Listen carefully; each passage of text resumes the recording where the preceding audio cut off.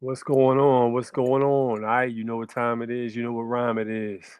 I'm your gracious host, A6, and this is going to be the first episode of the videos I put out where it's just recordings. So I'm just noticing things that's going on, giving you guys an update on things that's happening, not only here, but things we've been up to and looking into also. So first off, if you guys haven't yet, I greatly appreciate it if you hit the subscribe button, hit the like button as well, and leave a little love, drop a comment. So we got some information today that was pretty much in the news, which I'm starting to notice a pattern of what's going on around in the country. It looks like they've shifted the mass shooting agenda from the European to the so-called indigenous, quote unquote, black man. I'm noticing these shootings are being reclassified. They used to just be gang violence shootings or something like that that were on the news when you read the article, or it might say, like a block war or something like that, But now they've shifted the narrative to a mass shooting. So if you haven't heard, there was about 55 shots that was let off down in Baltimore City, not too far from Tyree Coleon's no shoot zone.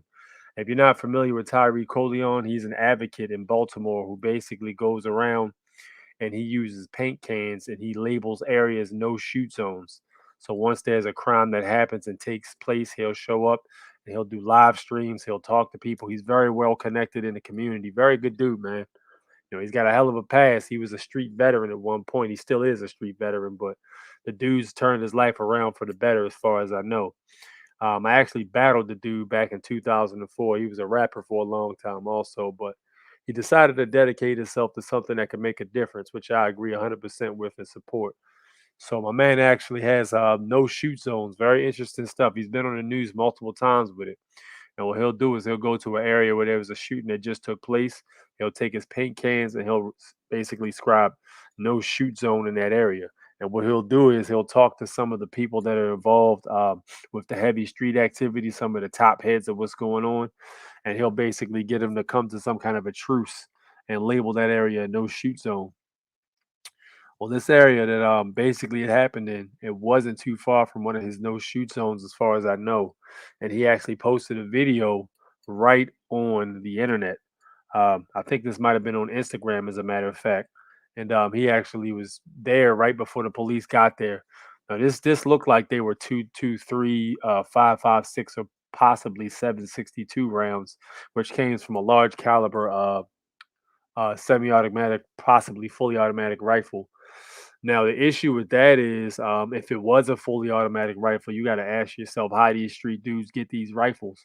A lot of times I've heard stories about, um, people living down in certain areas. They might come outside in an alley and they might see a big ass crate out of nowhere overnight in the morning of guns, just fully automatic weapons and shit, Call of Duty style weapons.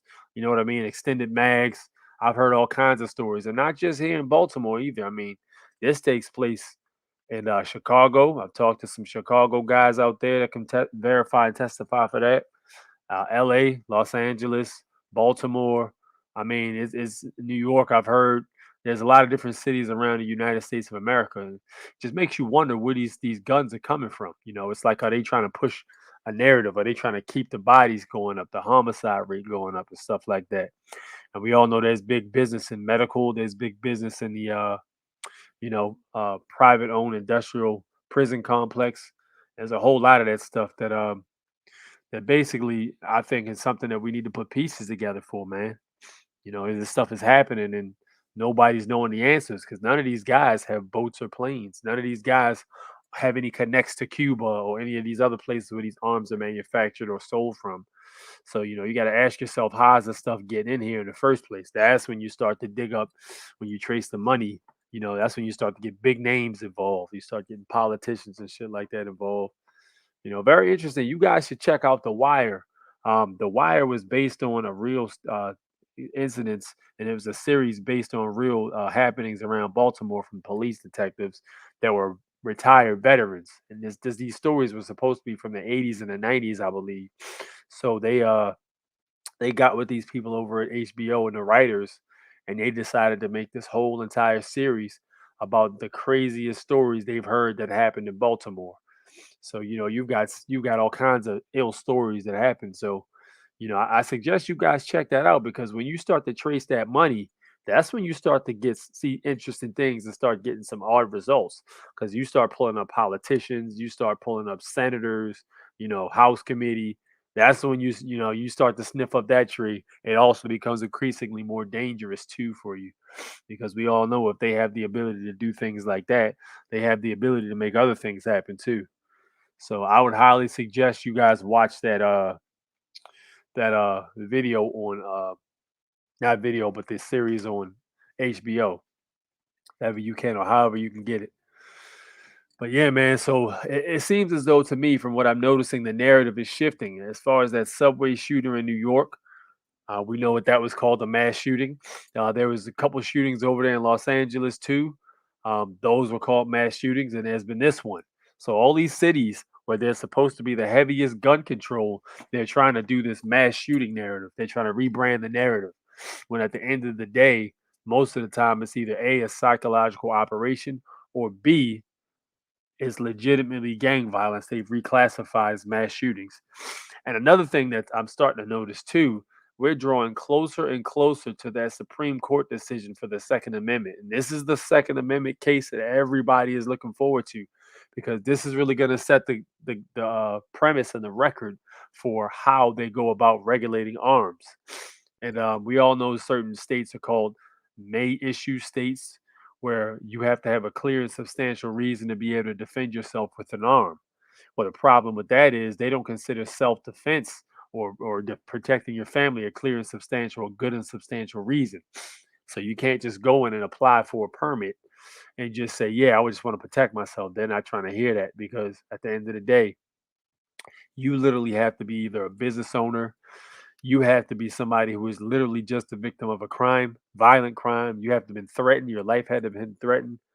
Man, there's just different loopholes. You have to have been an ex police officer, armed. What is it? Armed corrections officer as well. I'm saying not even armed, but a corrections officer.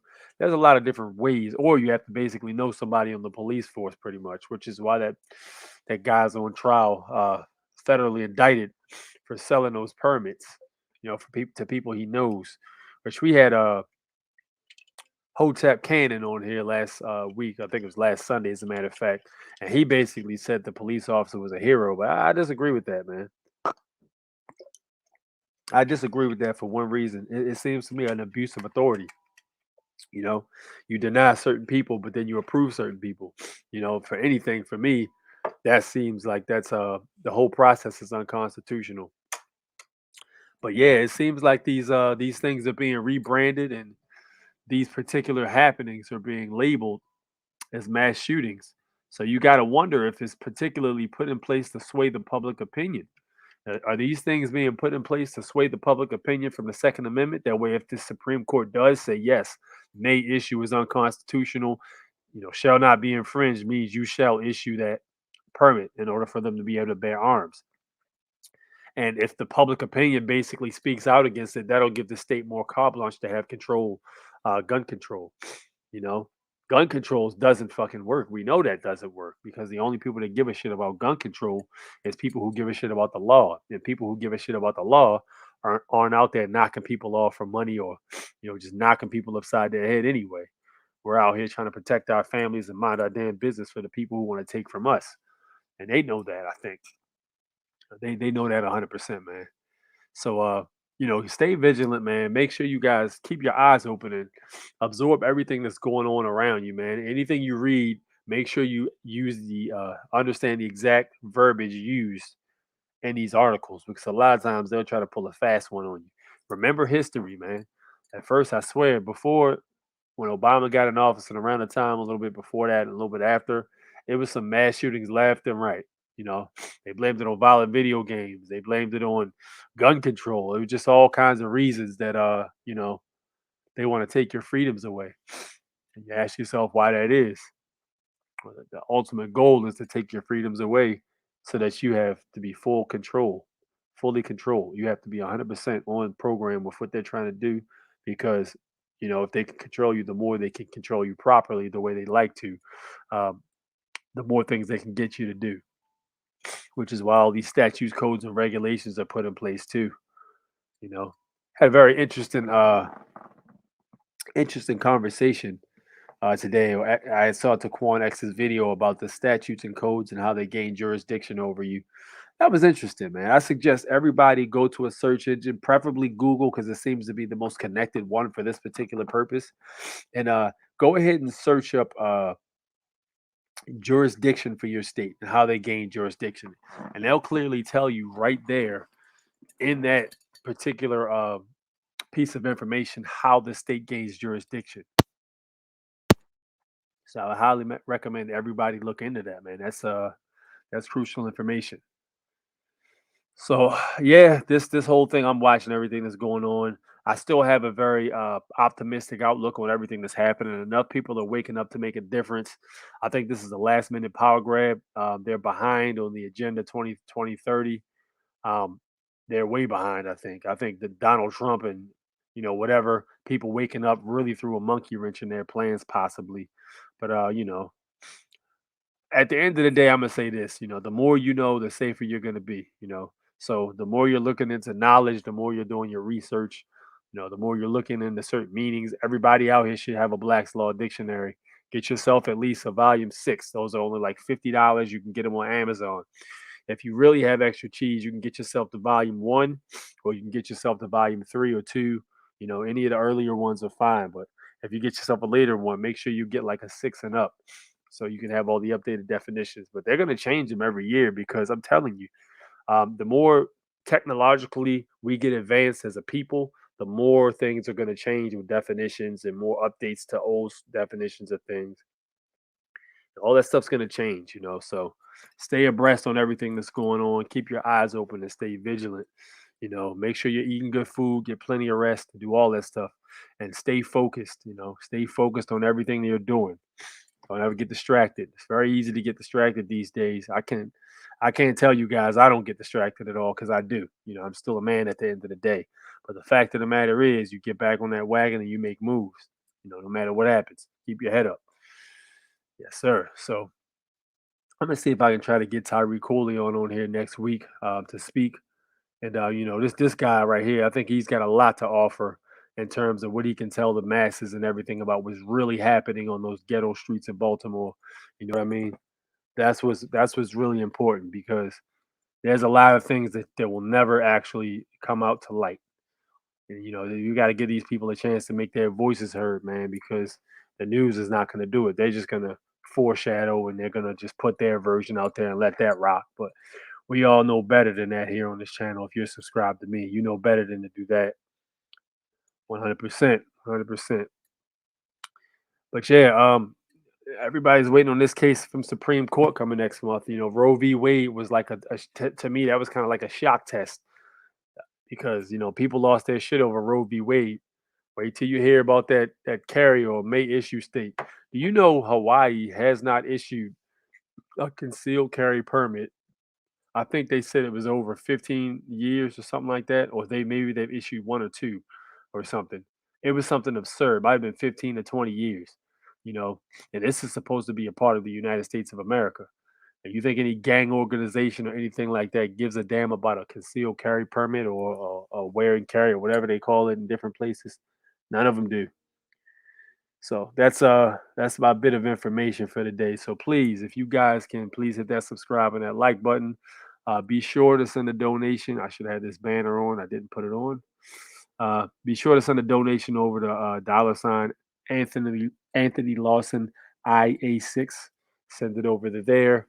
It'll keep the lights on. We can keep moving and bringing y'all this good information.